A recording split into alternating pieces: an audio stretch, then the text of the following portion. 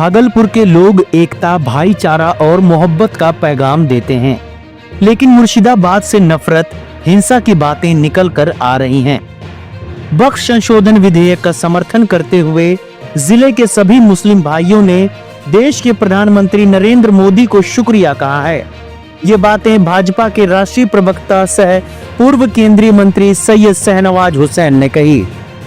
भागलपुर में भाजपा की ओर से आयोजित वक्फ सुधार जन जागरण अभियान के तहत वक्फ संशोधन विधेयक पर चर्चा कार्यक्रम में शाहनवाज हुसैन ने कहा, पश्चिम बंगाल के मुर्शिदाबाद में नफरत की चिंगारी से समूचे देश को जलाने की नापाक हरकत की जा रही है।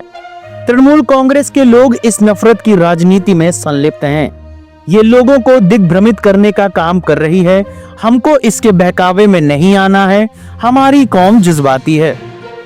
साल 1947 में मोहम्मद अली जिन्ना के मजहब के नाम पर मुल्क बनाने की बात पर बहकावे में आकर जो लोग पाकिस्तान चले गए, आज ऐसे लोग दर दर भटक रहे हैं। उनकी हालत खराब है।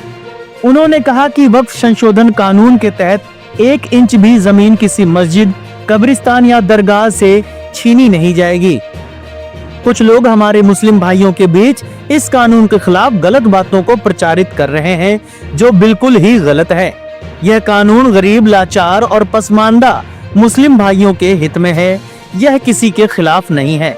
साल 2013 में मैंने संसद में वक्फ संशोधन बिल को लेकर कहा था कि वक्फ की सारी जमीन को मुस्लिम भाइयों को सौंप देना चाहिए।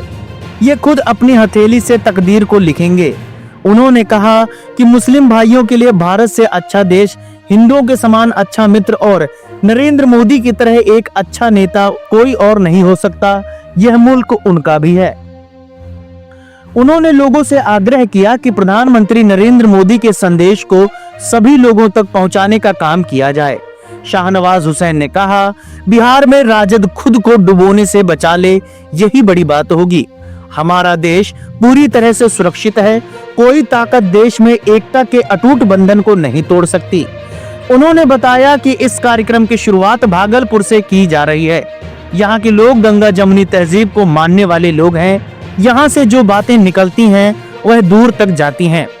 मौके पर भाजपा के प्रदेश अध्यक्ष दिलीप जायसवाल, जिला अध्यक्ष संतोष शाह सहित पार्टी के अन्य वरिष्ठ सदस्यों, कार्यकर्ताओं में बड़ी संख्या में मुस्लिम तबके के लोग मौजूद रहे। इस खबर के बारे में आपका क्या कहना है, हमें कमेंट बॉक्स में जरूर बताएं।